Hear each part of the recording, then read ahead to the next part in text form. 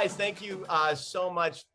Matt, sorry for like the first No, that's all right. cancellation as well, Jeff. And I'm just so glad to meet you guys. I'm Oliver. This is Phoebe Siggins. She's the CCO at LBB.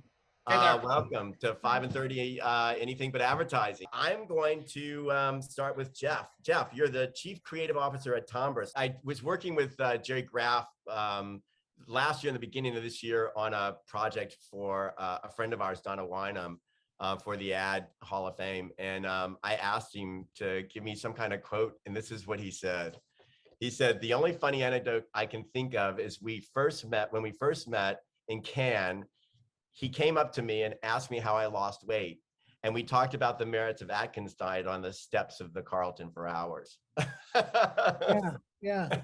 No, that was fun. That's when we like first bonded and became friends. I love that. I was just so fascinated because it was extraordinary. And I was, God, like with change like that, like, how did you do it? Right. And yeah, he was like, it was just diet. I think the other thing was he said he put an exercise machine in one of the rooms or something. And yeah, he was just on it all the time.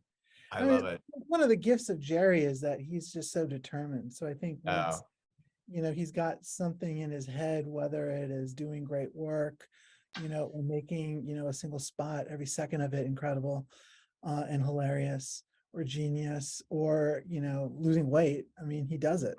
Oh, he did something that was just so shocking to me. I actually had met him a couple of times prior and worked with him, with his agency, but I never really worked with him directly. And our mutual friend, Donna Wynham, who was from BBDO, I think maybe Matt may know of.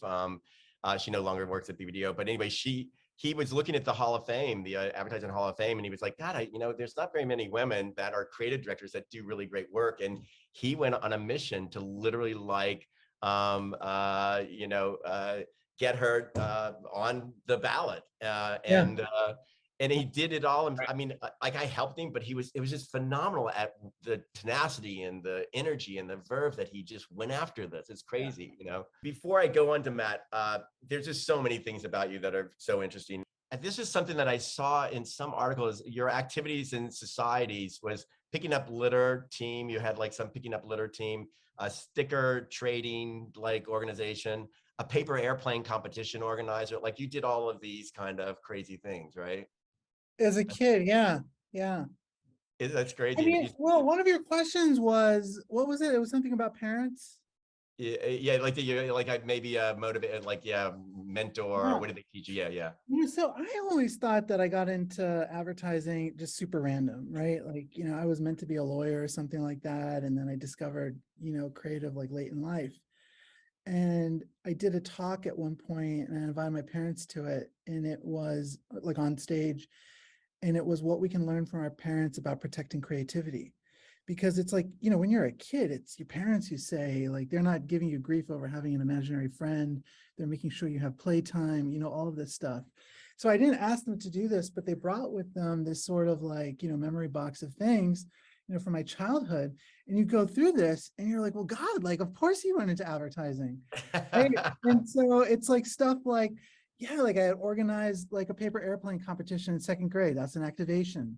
Like the sticker trading and stuff, or, design the logo for like the seventh grade, like our little, they divided the grade up into 3 teams, so our team was the Explorer. So designed the logo for that, or, made the poster for the 5th grade art fair.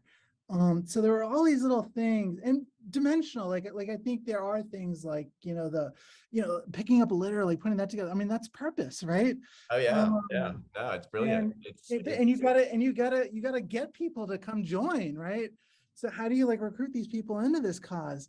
That's leadership. So there were like, there were all these different things that like, you look at that and you're like, well, of course, right? Like, like this was, almost destiny in a sense. So Matt Macdonald. So Matt, you are the new Chief Creative Officer at BBDO New York, correct? Yes, as of this writing, yes. Oh my God, I think that's amazing. Congratulations. Thanks, dude. Thanks, Jeff. Your first Instagram post was October the 24th, 2010. Alex the Owlet. That's amazing. You went deep into the archives. Yeah, like that's like Alex was. I think that's the one where my daughter Alex. I've got 4 kids, so Oh, you do? my Okay. Instagram is 90% children. So Yeah. I think that was Alex in like a Halloween costume, or like wearing a little owl hat. I It doesn't love, fit her anymore. I, But no, I'm sure. yeah, I've tried. I love going back to people's first Instagrams. I think yours, Jeff, was what was it? Some kind of like Food.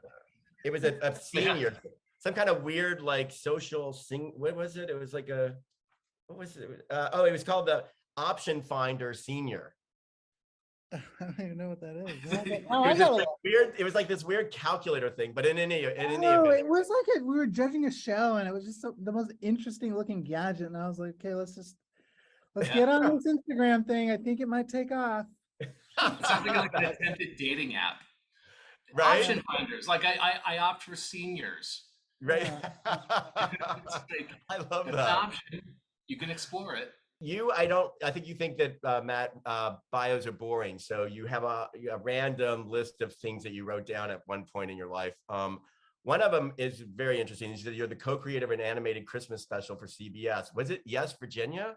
Yeah, that was a thing we did for Macy's back in like 2008 or something. Like 2000, like, I can't even remember how long ago it was, but yeah, it was. It started off as like a small little animated film we were going to do like just for YouTube, and it grew into eventually selling it to CBS.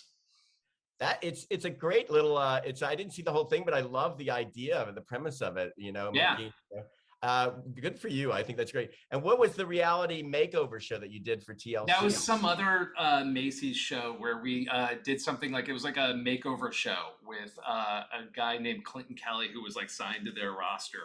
So it was like literally it ran for like 2 seasons. So Was it makeover in like people faces, or was it their house? it was like a makeover. It was like a makeover show where you got made over, but also it made over your life in some sort of way. And it ended up like the winners got over $1 million. So Oh, wow. it was like taking the idea of a makeover show and then blowing it out to the most absurd extreme. So it was kind of fun and strangely emotional for a makeover show.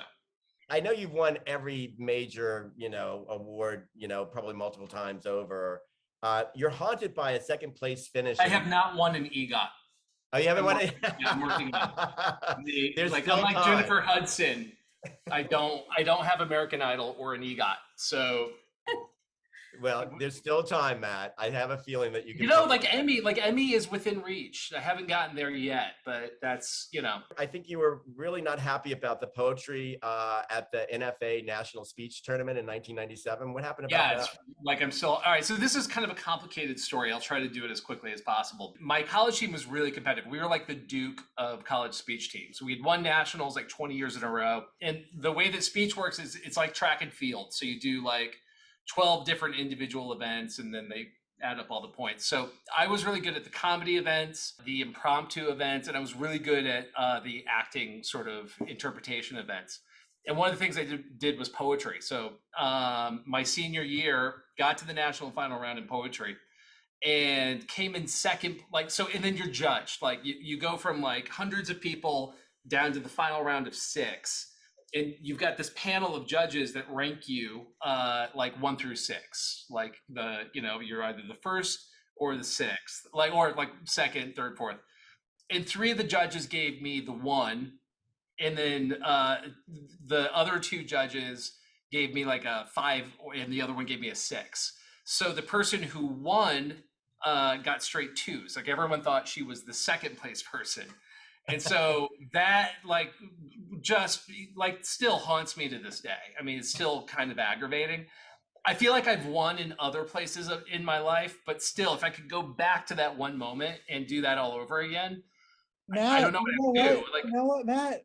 If you remember the poem, I don't. give you a do-over. You have a We chance do to it right A now. lot of panel of judges here. We've got 3 Exactly, judges I've got here. 5 people who could do this right now. But this is what's funny. It's like it's been a very good year for college speech nerds. Yeah. So Jessica Chastain, we competed against her in college. Oh, really? Wow. Yeah. I think she beat me at a tournament too. And the new Supreme Court justice was also like a national champion, and like so like it's an activity that actually breeds a lot of Oh yeah, yeah. Have we pretty talked cool about people. this? Matt, have we talked You about did this? it, yes. I I think you did it did. Yeah, too. you You were were in there it too, right? too? Yeah, Yeah, I was a debater, parliamentary debate in yeah, college. I did forensics in high school, but I was better in college where we did parliamentary debate. And yeah. it was probably more like your sort of speech type thing where it's It was, a little yeah, more no, I think it's like objective. it's phenomenal for advertising actually, because it's one of those things you don't really learn to sort of present your ideas and like organize your thoughts. I mean, school's supposed to do that, but like really you do it through, like to do it in a competitive environment. And like we were competing every single weekend. Like in Yeah. college, I don't feel like I really had a normal college experience because I was on a van heading to the middle of nowhere, Iowa, to some tournament, or California for another tournament every single weekend. So, but it kind of built this drive and competitiveness that I think is really, it's really, it's helped me out. What I love about this whole series is that, it's meant for, people to kind of get a little bit of insight to the leaders that really like kind of make the day-to-day decisions about advertising in our world, really, in our culture. And that's you guys. But, having the benefit of a young person hearing this story who goes, oh Oh, shit, like maybe I should start thinking about that now that I'm 22 oh, instead of when I'm like even if you 20. don't want to go into advertising, it's like if you want to go into life, I think like if Yeah, because so much of what we do is about written like it's about how you communicate and share your ideas, yeah, and like yeah. how you present yourself, as well as the stuff that you're asked to present. Like I think it's a huge thing. I actually teach a course I on know. Yeah. presentation. Like I do it for DNAD, and I actually it's something I developed for BBDO that I'm actually giving tomorrow to all of our interns.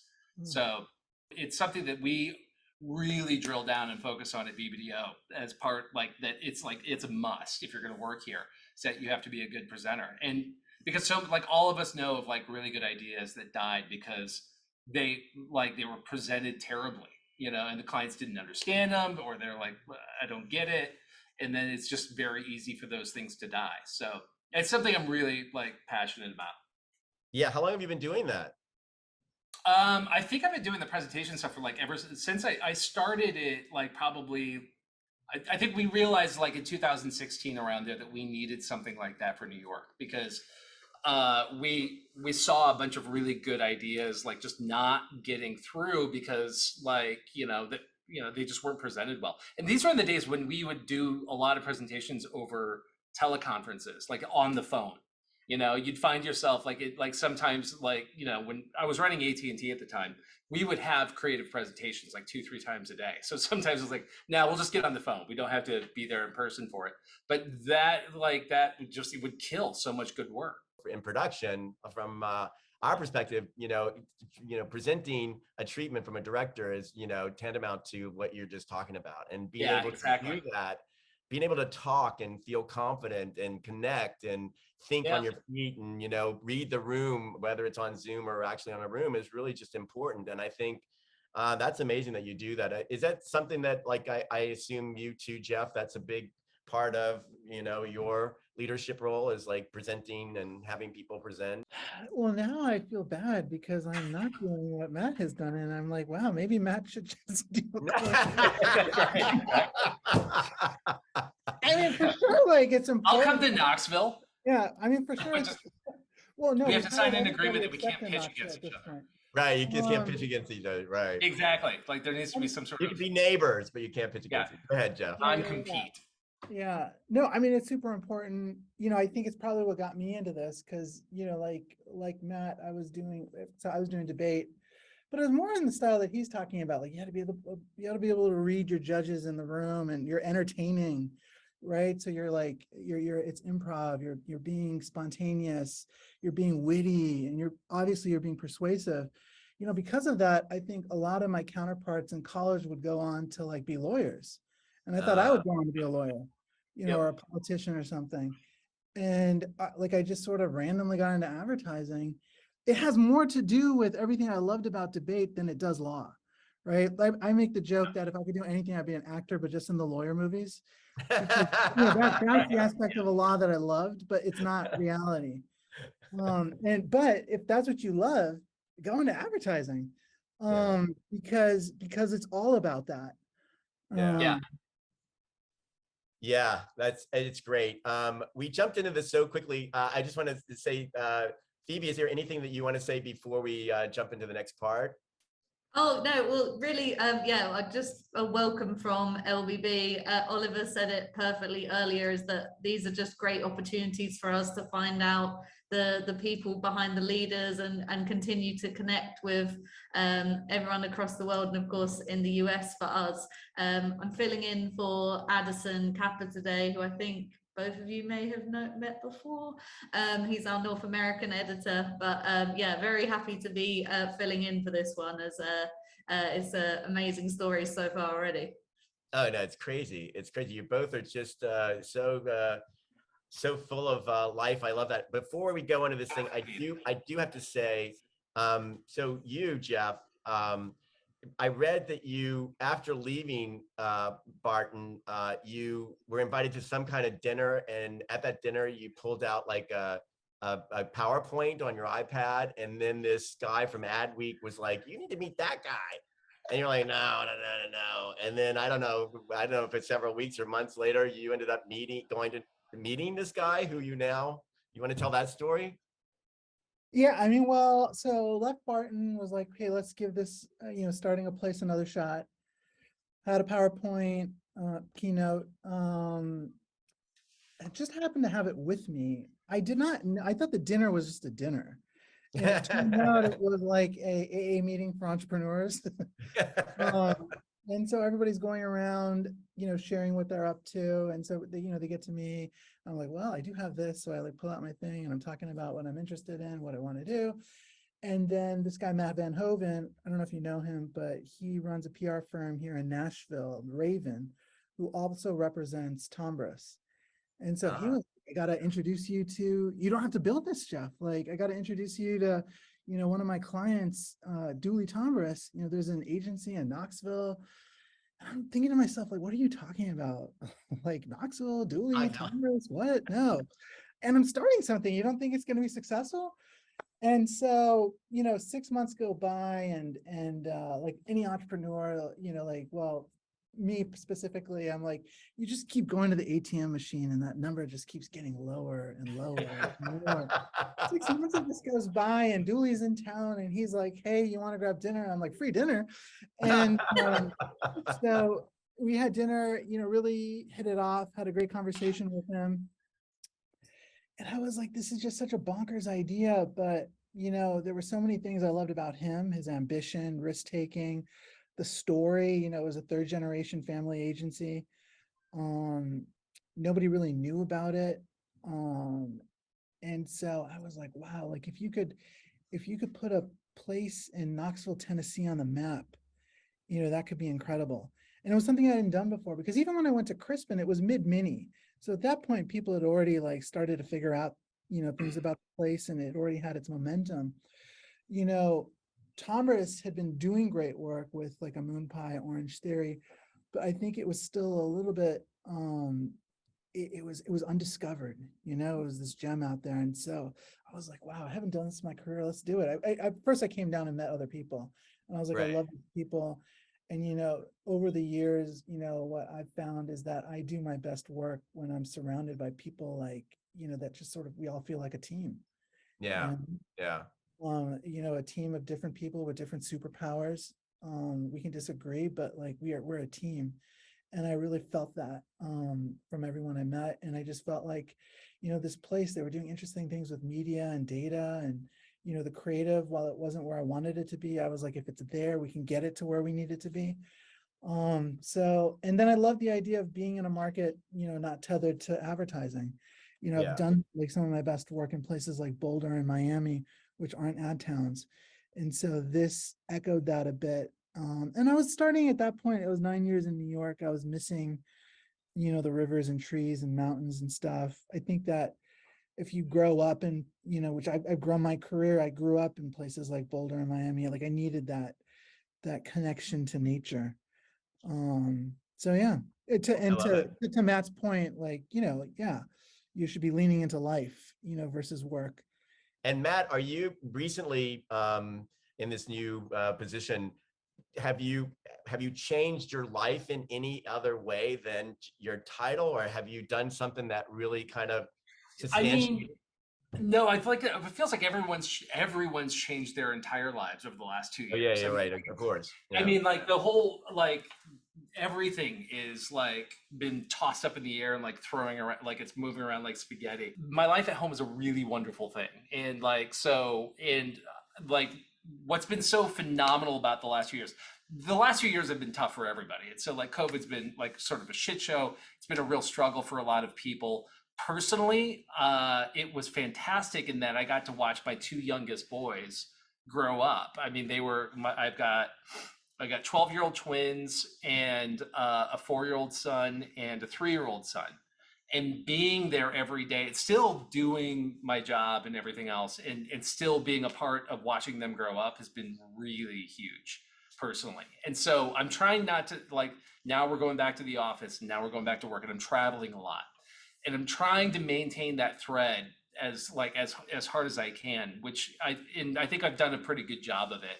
And just learning over the last couple of years just how important that is, and like how that was an amazing opportunity that I just don't want to squander it moving forward. Yeah, no, it's like I think like everything's changing and everything's changing so quickly. Yeah. And I think I'm just like, I think that we just all have to be used to this kind of like sort of fundamental bizarre change that you kind of have to, that's just what you have to manage to and start to expect.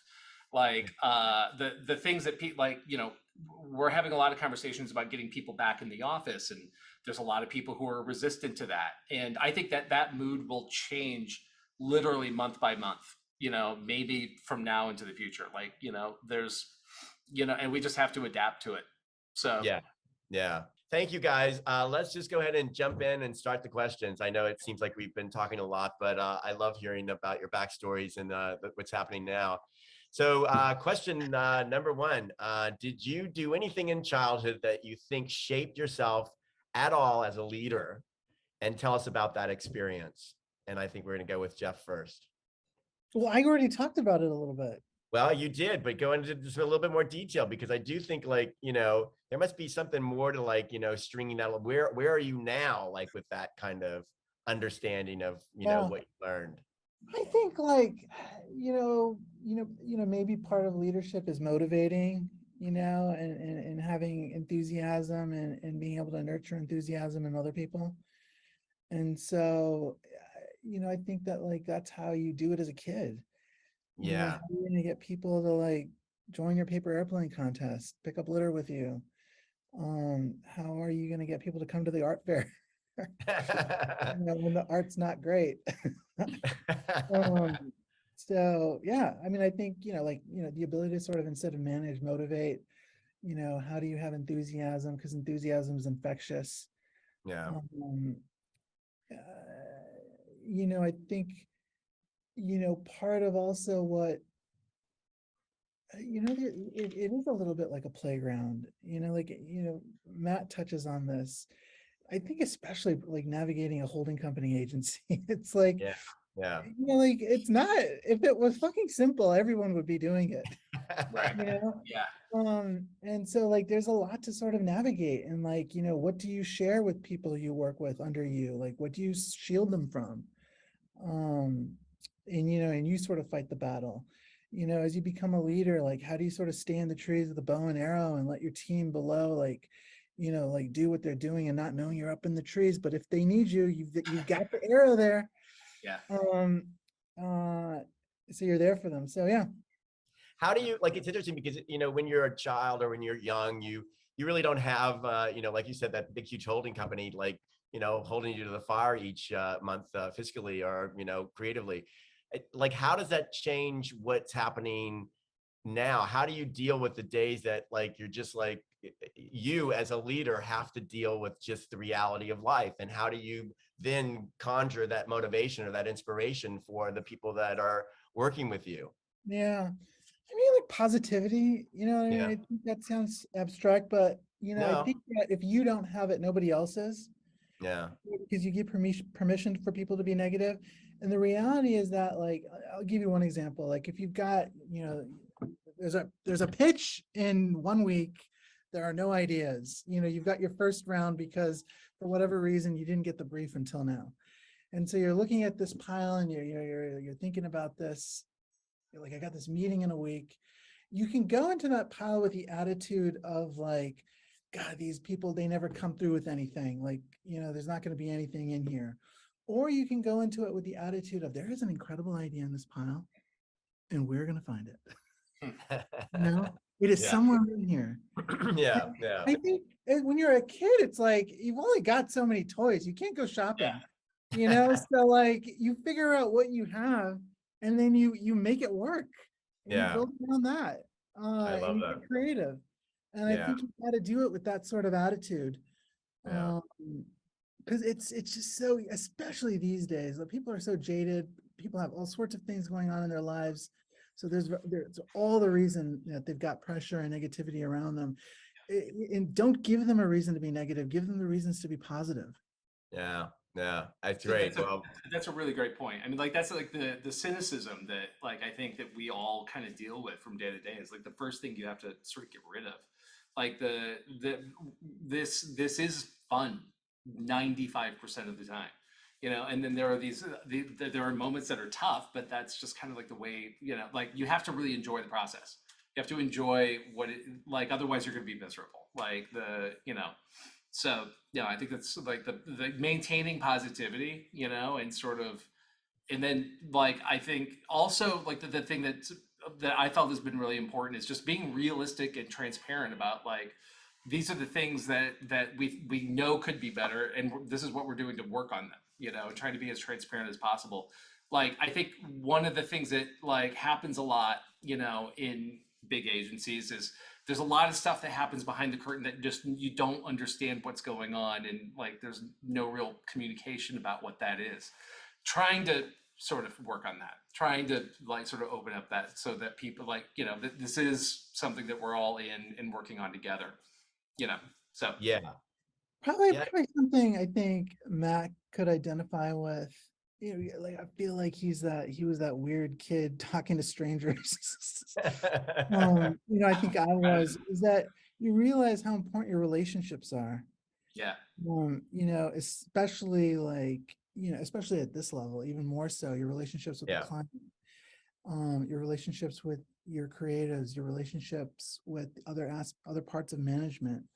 I don't know if I've always been great at that in my career, you know, but I think that it's the part that more and more, I think, is the difference between great leaders. Because the other thing is relationships, they don't just form when you have a meeting. Yeah. You know, they're formed and nurtured in the moments between those meetings. Yeah. And I think that, like, the great leaders have an ability to, like, really nurture relationships. And that's the way you, at the end of the day, get a client to not be brave, but to trust you. yeah. You know, that's the way you get everyone working together as one. Yeah. Yeah. I love that. And, you know, Matt was great at that when I worked with him. Yeah. Matt, were you that guy who just, like, as a young kid, you had a lot of friends and people wanted to be around you and you would talk to anybody, or were you? You know, like, my own self-critical opinion of myself wouldn't necessarily put me as that, but I've always, you know, I've always been able to get along with just about anyone.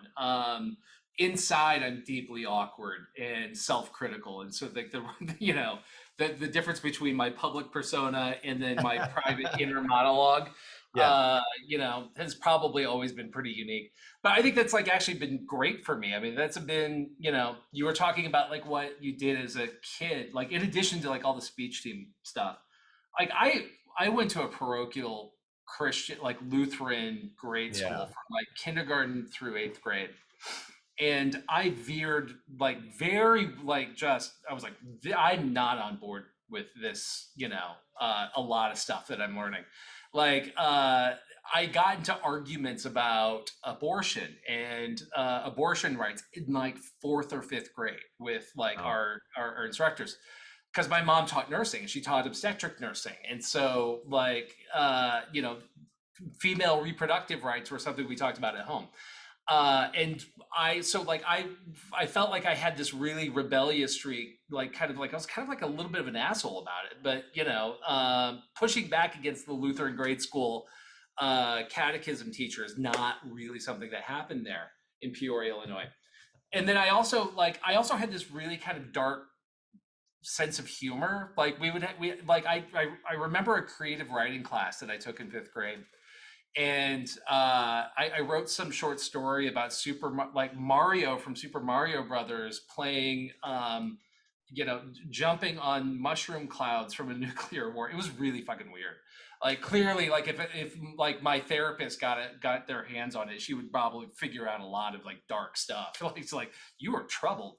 And I remember it enraged my fifth grade teacher so much. Like he's like, I am sick. He slammed his hand on the desk. He's like, I am sick of your smart jokes and your smart writing and your smart, like, and he was furious. And I was really proud of myself. I was like, wow, I touched a nerve there. And so I think that like and I still love that feeling. It's like that, that you made something that pissed them off or inspired them or moved them, like that to me, I think is like probably the best feeling in the world.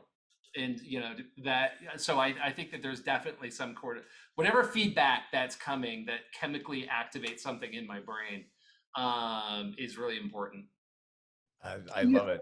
Yeah. Go ahead. Another thing in that, right, that I think a lot of creative leaders have is they have a fearlessness about conflict. Yeah. Like I think that a lot of, like, if you're a creative out there and you want to ascend, get comfortable with conflict. Yeah. That doesn't mean like creating conflict or always fighting and stuff like that, but you have to be able to like have difficult conversations. You have to be, there will be a time like when you might have to fight for a piece of work and be persuasive, but you've got to be able to like go into moments of conflict and then diffuse them, or that's the key. Yeah, and I think so many, myself included, like you can be afraid of conflict and you avoid it. And when you avoid those things, you avoid moments, opportunities for leadership. Yeah, I think that's really well said, because I do think, the key is being able to diffuse it in a way that's smart and motivating, inspiring, that doesn't, denigrate or make people feel less than, you know what I mean? And that's a true, kind of quality of a leader. And what do you think about that, Matt? Especially in this position, you are like things go wrong, things happen. And sometimes you're going to have clients who are upset, or, and then how you deal with those situations, or you're going to be dealing with, like people in your, like creatives who are upset about something. Or there's a lot of different scenarios where like the grace that you handle those situations, I think makes a huge difference. And if you can navigate them well, I think, you earn the respect and the trust of like the people that you work with across the board. But it takes a long time to learn that. I am definitely conflict avoidant in many parts of my life. There are certain people that I just know that I'm like, I've just gotten to the point where I'm not going to engage in conflict with them because I know it goes nowhere. But when you're at work or in like, you can't avoid that, The other thing my therapist would say is I'm really good at compartmentalizing. And so I think that's another trait that everyone should learn. I am not a medical doctor, so do not take my mental health advice, but it's worked for me so far. That's funny. Now, well, great. Well, thanks for that. So let's go into question number 2. What is a happy accident that has played a part in leading you to where you are today? Again, I was going to go to law school or something like that. And then I stayed up. So I was poli-sci econ.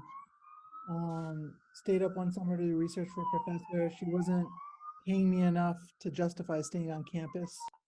So I got a job at the auditorium writing press releases. They would bring in acts like Chubby Checker, modern dance groups, that kind of stuff.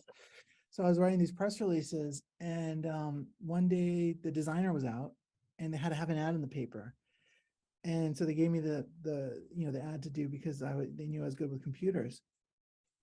And I did it. And it was like, whoa, I did that. I mean, like, it was mind boggling. I didn't even know I was creative. And I did it and enjoyed it, so after that ad, they gave me more of those to do because it was pretty good. The designer, student designer, she kind of like tutored me a little bit, so after that summer, I was like, well, this is what I'd rather be doing all day, versus pushing settlements and divorces, which is what I would end up doing if I take the other route. And so, God, I think I stayed up another semester. I like to say I dropped out of college. I'm not entirely sure I would have been invited back because I physically stopped going to those classes and I stayed in the art department, studio, like working on my website and things. And so, yeah, after that, I was like, let's just, at that point, it was like 98. People were hiring you based on a pulse. And so I got an internship, place took a chance on me, and I just sort of went from there. But that happy accident was that designer being out.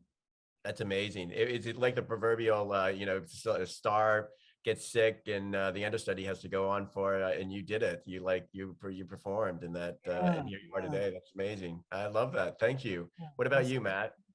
I think the happy accident. So I had a very close, one of my best friends growing up.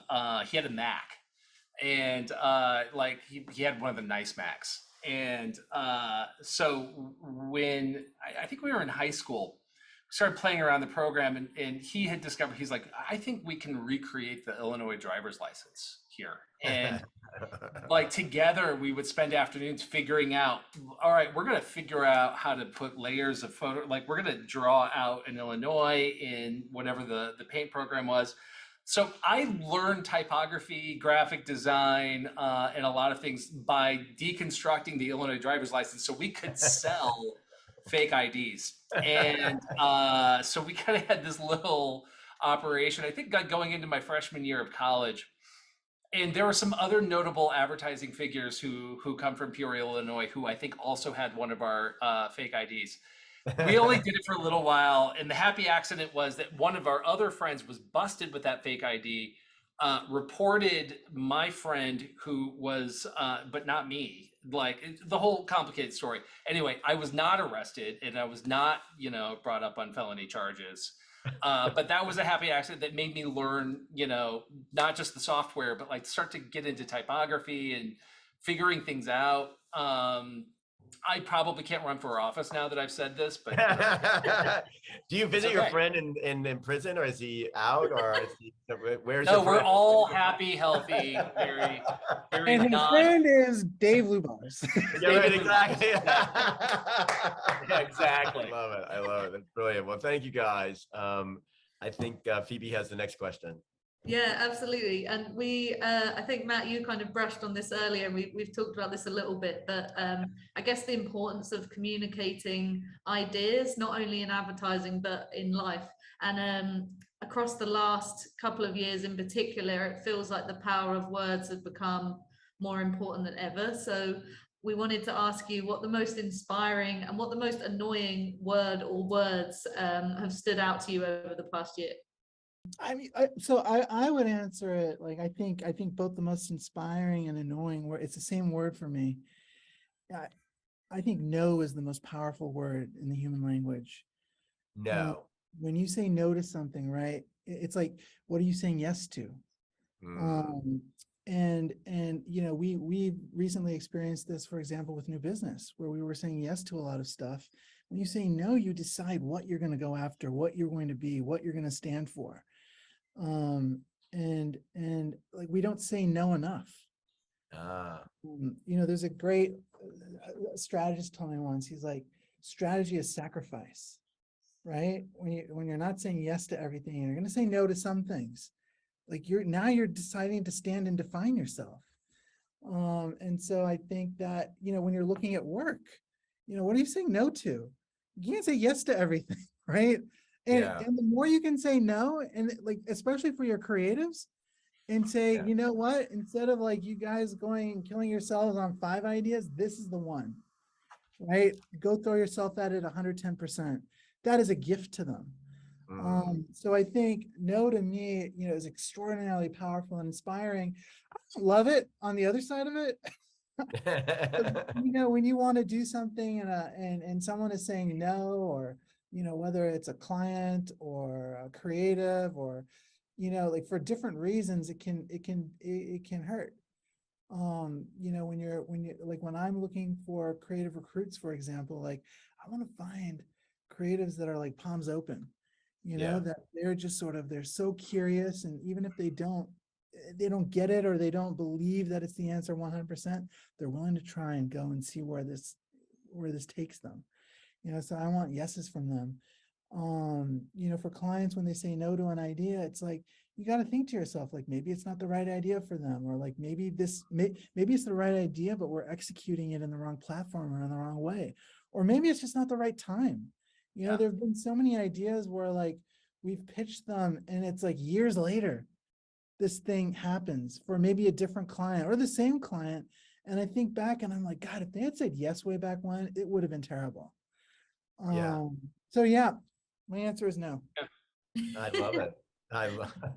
Wow. I think the two words that I think that have annoyed me the most, probably over the last, like 5 years, would be fake news. I think there's been no two words that have been more destructive to everyone's visions of reality than those two words. And it's funny because I think the hearings that are going on right now have like reminded us of the fact that, like, even as people were saying the election was rigged, or the ballot boxes were hacked, even they didn't believe it. And so, like, for me, this idea that we don't all live in the same objective reality, that we all live in these different bubbles and it's being magnified all of the time, I think can be rooted down to the fact that, like, very powerful people could just use those two words, fake news, and then all of a sudden, it splinters reality. And that, I think, has been tough on our profession, because, we do so much work in terms of trying to change people's mind. We do so much work for Sandy Hook, where we're trying to get people to really do something about gun violence and to recognize the signs. And there's a point where it's like all the words in the world don't matter when somebody can deflate it or underpin it with just a couple words. So that's been tough. On the flip side, on the positive side of that, I have seen what great work can do to make a difference. But in terms of like what's the most inspiring thing that I've come across with in the last couple of years, it's actually just something random my 3-year-old said one night going to bed, and he was getting into bed and he was like whimpering and making noise, and he stopped. He's like, "My blankets are scribbled." And I was like, holy shit, that's a great way to put that. It was just the cutest thing in the world, because he also has this little mouse voice. He's like, that I can't even reproduce. But he said, "My blankets are all scribbled." And I was like, yeah, that's right. Your blankets are scribbled. So we're going to unscribble your blankets. And I just love that turn. I just thought that was such an imaginative word. It was the perfect word. It is better than "my blankets are messed up." It was scribbled. And that's exactly what they were. And we unscribbled them, and then he went right to bed. And that, like, literally, so I'm trying to, like, I love little bits of imaginative language like that. And I like stealing things from children. So I'm going to.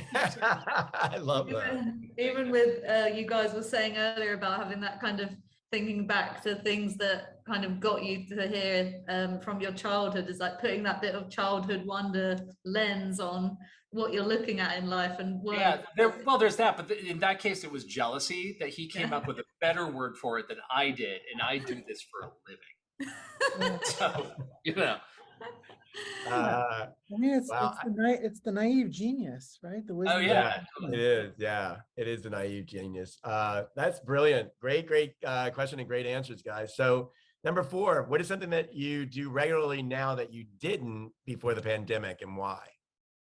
Jeff. Well, this is probably not what you want, but I got into plants during the pandemic. And so probably like to a crazy degree, like, I mean, I've been like getting into wow. Nice. Oh, wow. Oh, yeah. The house is incredible with these plants. But Yeah. yeah, like I mean, I think the plant thing is interesting, and it's like it's been fascinating, like figuring out what cultivates, each plant. And it's not the same, like some plants are winter growers, some are summer growers. A cactus needs different things than like something else. And so it's kind of been like, I guess you've got kids, Matt, so like you probably have to deal with this, but That's what I cultivate. these are my kids. And I mean, it's been interesting sort of cultivating them through this. And yeah, Wow, I love that. nurturing and taking care of and Yeah. it's what you have to do with a creative department. It's what you have to do with ideas. I think oftentimes like something I've been talking to the creatives about a lot is that like you'll work so hard to get to the meeting, you'll sell the great idea, and we come back and we take our foot off the pedal. Yeah. Yeah, you can't do that if you want to cultivate life. Yeah. Interesting. And so yeah. Did you start with the easy plants, or did you start hard and work down? Because I found I've like a lot of people started their amateur gardening in the UK here as well, but I just ended up with a lot of dead plants. Yeah, I went for it and killed them. I thought it was going to be a lot easier than what it is. And then the other thing is like it's just like Matt will understand this about me. I think I like got these plants. They were not meant for low light, but I was just like, no, we're gonna make this work. Yeah, that's right. Yeah. No, they're not meant for low light. They're gonna die, and they died. I think there's a part of us that think we can, like Steve Jobs our way into like, reality. What is this thing? Reality distortion or whatever. And you just sort of you can't do that with everything. Yeah, I love it. That's genius. Matt, what about you? So I got back. I used to play tennis in high school, but I was not very good. And I'm not very good. Like I've never really been super athletic. I mean, clearly I was on this fucking speech team. So I've always kind of thought I was bad at sports, but I picked up tennis again, like during the pandemic, and got really serious about it. Was playing a lot, playing a ton, and and it's something my wife and I were doing it together. And I think that's been it's been great. I'm still not I'm a much better player than I gave myself credit for, but also I'm actually not that bad at sports. Not phenomenal. I'm not going to blow away anyone, but it was really good doing getting into something like that had nothing to do with anything else in my life other than just getting outside and enjoying it. So. I love it. I'm a big avid tennis player. I've been playing for a long time, and I'm not really great at it. And but it is that one sport that you can go anywhere in the world. Yeah. You're going to meet smart people, educated people, fit people for the most part, people who are willing to go outside. And no matter if you're 12 or you're 99, you can find people who play tennis and, explore the. And then you play. We do this point play thing every Saturday, and some of the people who are in the group are 80 years old. But they're they still hit the ball, and I think that that's actually kind of reassuring. That all right, so maybe I won't be entirely decrepit. No, exactly. I love it. Well, that's great. Thanks for sharing that. I got into pickleball. Oh, you did? Pickleball's huge. It's massive. Oh my God, it's big. I don't think I have I'm not there for tennis, but I can be there for pickleball. There you go. I've never done it. I watch all the time. Pre-pandemic, I moved to Florida. I'm now on the East Coast in Pompano Beach. Literally 5-minute walk from me is 60 pickleball courts. It's just unbelievable the amount of people and that clicking and clacking and but it's interesting. It's an interesting, quick sport. It's not like tennis where you run and it's very fast pace, quick, short movements, right? Yeah. So maybe I'm not good at that either. I have a feeling you are. Not the way I'm playing. Oh no. That's funny. 1 year, I think it was in 2015 or 16, I can't remember. I was working for another company, and I thought, you know what I'm going to do? I'm going to start a tennis, thing at Cannes. I'm gonna go to Canada. Right. I'm gonna, Yeah. like at 8 o'clock in the morning, I'm gonna bring all the drinks, and I'm gonna have things, and I'm gonna have balls and rackets and all that. No one showed up. I was playing with my assistant who had high heels on. That's It was too funny. just the most humiliating thing ever. But till one day I will. I promise you. We're gonna be either doing pickleball or tennis at I'm camp. with you. Like I know, like a couple years ago, like somebody from Frame Store, they had organized like a 5K in Yeah. camp early one morning, and like I was looking to see if that's still I don't know if it's happening this year, but like I like that. I had it like the last time I went to camp, it was like I had like a lot of like mornings, like I did a no drinking camp, which I'm gonna do this year too. Yeah, like which Very it's good. actually a really good thing. And Yeah. because like you wake up and there's like a whole side of Cam that like I had never seen before. Like there's a market, there's a farmer's market that springs up at 7 o'clock in the morning, and you can go and gather eggs, and like it was great. So like I'm a big advocate of that. So I'm going to attempt that this year as well, I think. there should be a club. There should be a solidarity club. There's no Carlton, so you're not going to. There's no Carlton, so exactly. Yeah, I love it. What about you? Are you going to do this no drinking? Maybe you don't drink. I don't know, Jeff. I got a Whoop, and I don't know if anyone's familiar with this, but it's very critical. It's your HRV, and you can it is bonkers the effect alcohol has on your body. Wow. And so I think everyone's an alcoholic in New York at this point. When I think back to my New York life, I drastically cut back. Yeah. And I lost a lot of weight. I felt better. And so even now it's I've become more comfortable. I think I just wasn't comfortable enough to going to dinners and going out and not drinking with other people. People would annoy me. I think I've gotten comfortable enough now where I don't need to as much. Yeah. I'll probably do it a little bit, Yeah. But I don't think to the degree, just because I don't I feel so good when I'm not. Exactly. Exactly. It's totally. It's the but it does take a long time to get used to it, because I think you are thrown in these uncomfortable situations all the time, being stuck on a plane for 8 hours, or it's once you start thinking differently, it's a good thing. We want so much to fit in, we always trying to fit in, and we forget the very thing that makes us stand out. What is the one thing that makes you stand out, Matt? I think that the one thing that I try to approach every situation with the most amount of empathy for what other people are going through as possible. And I think that whether it's I'd like to say that, I can look at my life and it's not always the case, but I really do try to understand that this is not what we do from day to day is not we're not saving the earth. This is just advertising, and this should be fun. And this, I try to keep a sane mentality about how we approach the work, how we do the work, how we get it done, while still I think you can maintain and have incredible creative standards without losing your mind. And I think I think that's always how I've approached things. It's really how I approach my teams.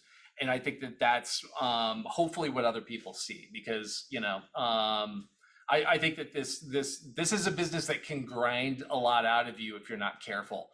But it's also, a business that can be incredibly rewarding and a lot of fun if you just, don't lose your mind over it. So that to me, it's a big deal for me. And so hopefully that's what other people see. We'll see. I love that. We'll see in the comments. Jeff, can you stay on for another minute or so? I don't work for a holding company, so I can. Oh my God! Oh, I love that's going to definitely make it into the cut. By the way, we do thing. So, Matt, a pleasure. It's great. Thank you so much, Jeff. Great to see you. I'll see you next week. Hopefully, I'll see all of you next week. So absolutely. Well, be thanks for having me. This was fun. Yes. Okay. Bye, everyone. So, Jeff, thanks for staying with us. I'm going to go back to the last question, which I'm really interested in. Did you have a mentor, and who were they, and what have they taught you? I don't have a mentor now. I mean, I've had some incredible mentors in my career, who are my bosses. I think early on, that guy who took a chance on me, Lino Ribola. Yep. So, Yep. there were the top interactive agency in the world at the time just happened to be in Connecticut, Moda Media, unfortunately. But he took a chance. He and his wife took a chance on me, right? I remember thinking like I nailed this interview. Like my portfolio is not great, but I'm charming enough. And it turns out nobody wanted to hire me. And he recounts the story that he and his wife at the time, Aria, were having a chicken dinner. He's like, I still remember it was a chicken dinner, and they were like, so what about that kid? Like nobody wants to hire him, but like there's something special about him. And so they took a chance on me. He was really my first mentor. And at that point, I had no real formal training, and I sort of had a portfolio, but it was like these newspaper ads and table tents, right, from the auditorium. And so I had to sort of basically build my every project I did had to be good enough that it's got to be a piece in my book, because there was no book, right? Right. And so God, he taught me a lot. Both of them taught me a lot. And, probably like what you wouldn't expect from a mentor, but was maybe like the greatest thing anyone's done for me is, so all my counterparts were getting promoted so I was hired as a graphic designer. All my counterparts are getting promoted to be art directors. And I'm like, I'm better than all of them, right? Or most of them. Ready to be an art director. And so when everyone gets promoted to be an art director, he promotes me to be a senior designer. Senior graphic designer, right? He's like, you're not ready to be an art director. I'm like, what do you mean? Like, I'm like, circles around these people. And he was wise enough to think like, could I be an art director? For sure. But did I have everything I would need to be one of the great art directors? And the answer to that, well, unfortunately for me at the time, was no. Yeah. I don't think I understood that at the time, right? Yeah. But when I was finally ready to be an art director, I excelled. When I was put in that position, when that was expected of me, I excelled at a level I could not have, a year before. And so, I own my career because like, I think had he promoted me, I would have been an okay, maybe even mediocre art director. Like what can my career have been like, right? Yeah. The trajectory probably would have been completely different. And so like such a great mentor to me, not just in helping nurture, my talent, but also just sort of, holding me back from myself. Yeah. Right. And then, later on, people like, Rich Silverstein. Yeah. And I like, so curious, and to this day keeps that curiosity, that creative curiosity. And I think that's the heart of that place. Yeah. But going back to the first mentor, like at what point in your career did you actually in your heart realize that he had done that holding you back was that? I think not until I was like well into it, like at Crispin. Right. Oh, wow. And I also think then seeing other people like under me, like, who wanted like to be promoted, and I'm like, well, you're not ready. And then I was like, God, like, like it's so easy to just sort of say, okay, like to keep you here, let's do this. Yeah. But he was like, like he was like, he knew I could leave or something like that. Yeah. Like, no, this is not what we're gonna do. I love that. I mean, you're like, even more so now, you probably know this is like, people tend to decide to leave easier in these days than they used to. But to have a young talent like hear this story and maybe say, you know what, maybe yes, I'm good. Yes, I'm really great. Maybe I am better than those other people, but maybe, you know what, maybe he does know something. Let me just give it another month, and that moment could change the career of that person, like you said. It would have been completely, I would have like That's been shocking. rando at like Yeah. IXL or something like that. Yeah. Would have been completely different. And so, I mean, I've talked to him about this, and he Oh, wow. how influential that moment was. That's another example of no, sort of being a very powerful word. Yeah. There's a great, I wish I could find it. Maybe you could find it. There's a communication arts, like it was like an editorial article or something like that.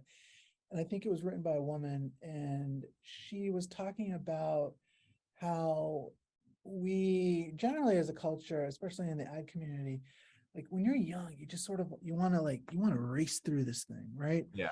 You want to be the youngest art director, the youngest creative director. You want to win the most awards. You want to do all of this stuff, and you sort of forget to stop and just enjoy your career, and be patient with it. Yeah. And like it's a great article. I remember. I'll look for it.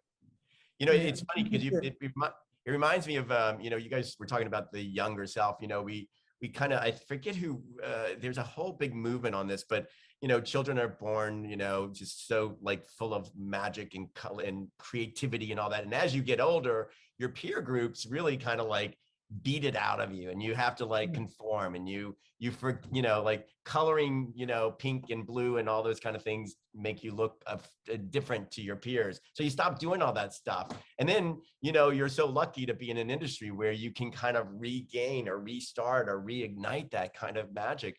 And it's kind of what you're saying, it's that whole thing. It's like just being able to tap into what it was that you came into this earth with, and again, I'm not talking about just advertising, it's everything. Like we all are artists when we come in, we're all dancers and singers and pretenders. I mean, I guess I would say though is that like I think we have the option to, but it's not a given, because a lot of people don't take that option. You're right. We hired a guy, he just started yesterday actually. He was working with Liquid Death, worked on that Tony Hawk skateboard thing where they drew his blood and put it in the paint. And paint the skate decks, and he was like, that was just sort of a throwaway, like it was an influencer brief. Like how many creatives out there are like complaining about their social briefs that they're getting, but this guy was like, I'm gonna make something out of it, right? I'm gonna approach this as sort of a curious kid and be naive about it and think I can do anything against this opportunity. So like, we work in an industry where we get to be creative, but it's an option, and it's an option that is increasingly rare. Well, look, I do have one more, and I'm going to give you this one more question. It's like, how has the pandemic changed the way that you interact with your creatives and production teams? And also, how has it changed the way that you interact with your clients? And I think you touched upon it a little bit, but I'm curious about that. Yeah. Well, for the clients, I don't know if anybody else out there at home does this, but like when we're doing reviews, I will like zoom into the main client's screen and like see if I can see any facial twitches and stuff. I'm studying his face to see what they think, as we're presenting these ideas. But more serious, I think we've all been like on a journey, like figuring it out, right? I think at first it was incredibly useful for me because I had joined like pretty much at the beginning of the pandemic. And I felt like when I got here, the creative floor, it was the quietest floor. There wasn't a lot of interaction. I was like, how is this possible? So Zoom was great at being able to manipulate the groups that I could bring together and get them to interact. So that was great. But then you go through Zoom fatigue, right? Your whole life is on Zoom, like this isn't good, and you start to realize that there are other forms of communication. So I've gotten good at like just like, because you can't bump into people in the hallway. There is no hallway. I mean, we're starting to trickle into the office now, so there isn't a hallway for me. But like, just being able to text someone, call them up, like not plan, like being able to like bring spontaneity into communication. I think that has been really important, for us. Because you've got to find ways to make up for the lack of a hallway. To me, the hallway, it was always the greatest conference room. Right? When you're just sort of bumping into someone, what are you working on? Oh, did you try this? Or like, hey, I'm working on this. What are you doing today? Let's go here. It's the greatest conference room. You only have a conversation for so long. Because you're on your way somewhere, so you're not like holed up in some place for an hour and wasting time. Like when you're bumping into someone in the hallway, there isn't an enemy, it's Yeah. not going to win this conversation, so I've thought a lot about how do you recreate that, Yeah. in other environments. Yeah. Um, Water cooler environment, yeah. Yeah, I love it. That's great. It's brilliant. You're amazing as I love your history. I love your leadership. I love the fearlessness that allowed you to move to. Now, are you in Nashville, or where are you actually living? Knoxville. So You not are to be in confused Knoxville. with Okay. Nashville. There are no bachelorettes yet here. They haven't ruined the town. I just went to Nashville for the first time. I loved it. But anyway, let me ask you one last question. What would you tell your younger 10-year-old self if you could talk to him right now? What would you tell him? Like one word, one thing. What would you say to him? Be cool to Lino. He's looking out for you. I love it, Jeff. Thank you so much. We at Great Guns USA and from LBB, we thank you for your time and just enamored of everything that you do, and it's inspiring, and it's going to be inspiring to other people. We do social this, so thank you. Yeah. Well, thank you, and thanks for doing this. I think that